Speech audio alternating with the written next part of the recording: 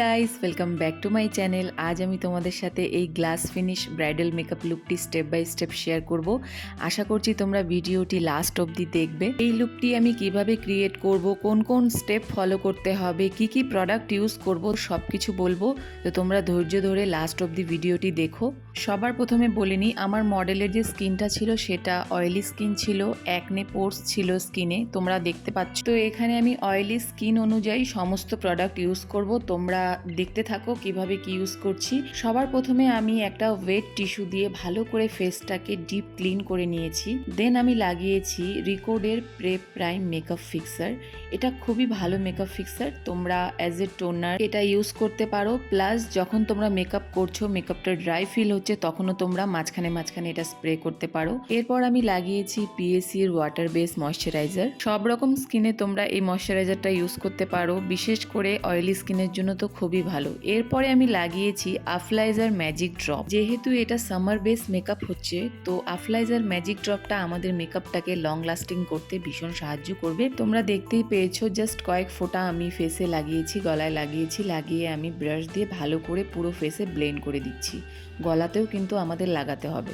আফলাইজার এই ম্যাজিক ড্রপটা কিন্তু আমাদের প্রাইমারের কাজ করে, তাই সেখানে আমাদের কোনো এক্সট্রা করে প্রাইমার লাগাতে হয় না। বাট আমি তবুও একটা প্রাইমার এখানে লাগাচ্ছি। আমি কোনো রিস্ক নিচ্ছি না, যেহেতু আমি গ্লাস ফিনিশ মেকআপ করব। তো এখানে আমি পিএসসির অয়েল ফ্রি প্রাইমারটা ইউজ করছি, করে ভালো করে ব্লেন্ড করে দিচ্ছি পুরো ফেসে। তোমরা দেখতেই পাচ্ছ। তোমরা না করলেও পারো। তোমরা যদি আফলাইজার ম্যাজিক ড্রপটা ইউজ করছো, তাহলে তোমাদের এক্সট্রা করে কোনো প্রাইমার লাগানোর দরকার নেই। এরপর আমি লাগিয়ে নিচ্ছি ম্যাকের একটা স্ট্রোব ক্রিম। স্ট্রোব ক্রিম লাগালে আমাদের মেকআপটা খুব সুন্দর গ্লো করবে, ভালো ফিনিশ আসবে। আমি এখানে ব্রাশের সাহায্যে পুরো মুখে ভালো মতো লাগিয়ে নিচ্ছি, তোমরা দেখতে পাচ্ছ। আর এটা হচ্ছে বেলির ব্রাশ। এটা প্রোডাক্ট অ্যাপ্লাই করার জন্য ভীষণই ভালো, আমার তো ভীষণ পছন্দের। এরপরে আমি লাগিয়ে নিচ্ছি ডার্মার শিল্ডের একটা এইচডি কালার কারেক্টার। এখান থেকে আমি D30 শেডটা নিয়েছি।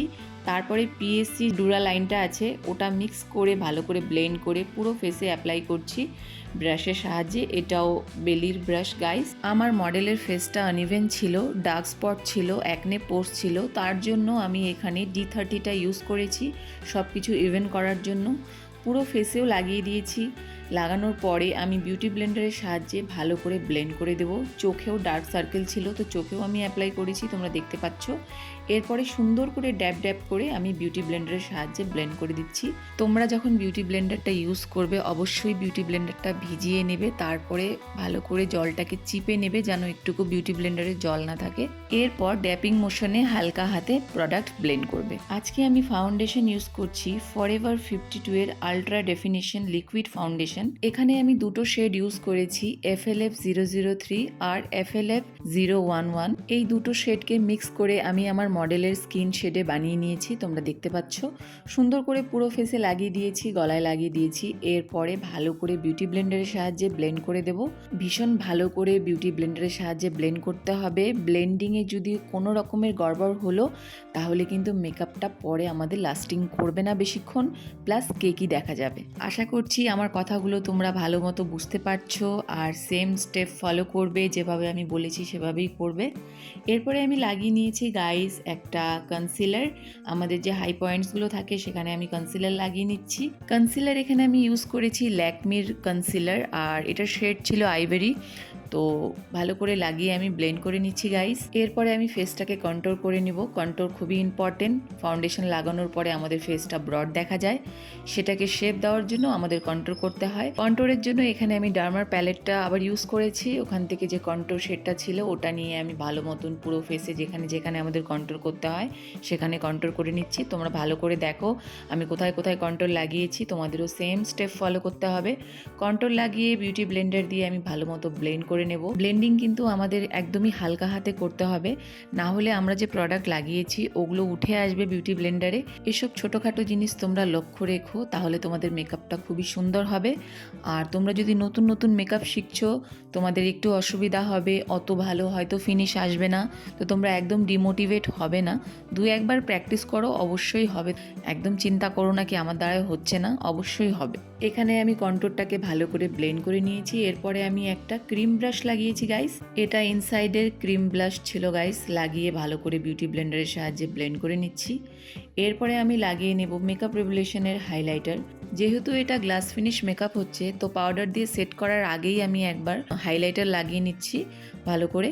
এরপরে আমি লাগিয়ে নেব পিএসির মেকআপ ফিক্সার, ভালো করে পুরো ফেসে লাগিয়ে নিয়ে তারপরে ড্রাই করে আমি লাগিয়ে নিচ্ছি পিএসির ট্রান্সলুসেন্ট পাউডারটাকে যেখানে যেখানে আমি কনসিলার লাগিয়েছি সেখানে লাগিয়ে নিয়ে সুন্দর করে আমি বিগ ব্রাশের সাহায্যে এক্সট্রা আছে সেগুলো আমি ডাস্ট আউট করে নেব।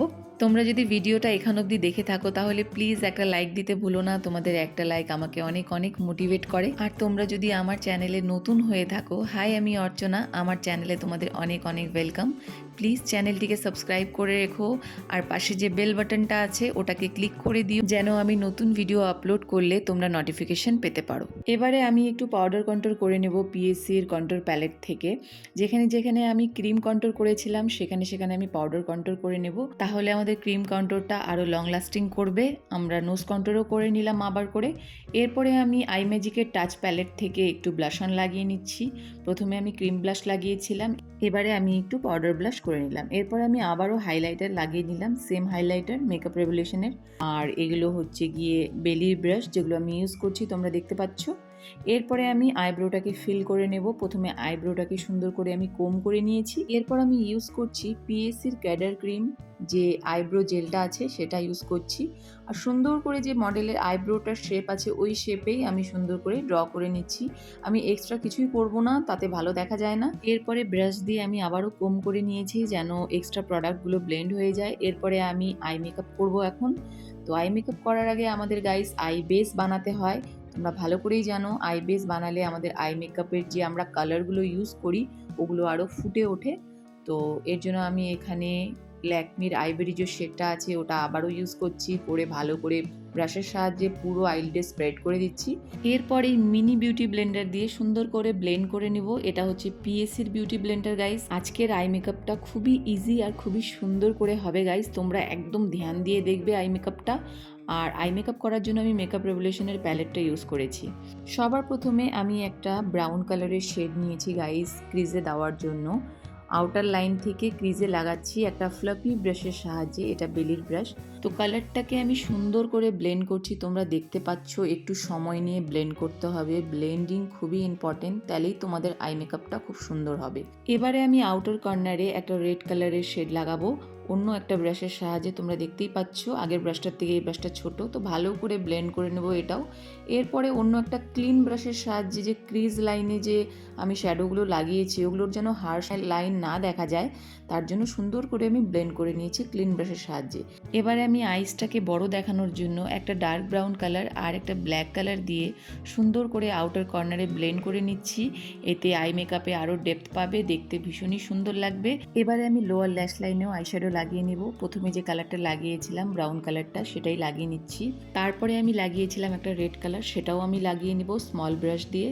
ওপরে যে যেই কালারগুলো আমি ট্রানজিশনের জন্য লাগিয়েছিলাম সেম কালারগুলো লাগিয়ে নেব আর খুব ভালো করে ব্লেন্ড করে নেব। তোমরা নোটিস করেছো আমি কিন্তু একটু সময় নিয়ে ব্লেন্ড করছি, তোমরাও তাই করবে, ব্লেন্ডিং কিন্তু খুবই ইম্পর্টেন্ট। এবারে আমি আই মেকআপটাকে আরও গর্জিয়াস দেখানোর জন্য মার্সের গ্লিটার ইউজ করছি। এটা খুবই সুন্দর একটা গ্লিটার, খুব সুন্দর কালার শিফট হয়। এরপর আমি ইনার কর্নারে একটা হোয়াইট কালারের শিমার আইশ্যাডো লাগিয়েছি। এই শিমার আইশ্যাডোটা আমি মডেলের ব্রাউ বোনেও লাগিয়ে দিয়েছি। তারপরে সুগারের আমি ব্ল্যাক কাজল লাগিয়েছি। এরপর আমি স্মল ব্লেন্ডিং ব্রাশ দিয়ে সুন্দর করে একটু সময় নিয়ে লোয়ার ল্যাশ লাইনটা ব্লেন্ড করে নিচ্ছি। যত ভালো করে ব্লেন্ড হবে অত সুন্দর আই মেকআপ হবে গাইস, তোমরা এই জিনিসগুলো একটু লক্ষ্য রেখো। এরপর আমি লাগিয়ে নেব আইলাইনার। এখানে আমি ফেসেস কানাডার আইলাইনার লাগিয়ে নিচ্ছি, একটা উইংড আইলাইনার ড্র করে নিয়েছি গাইস।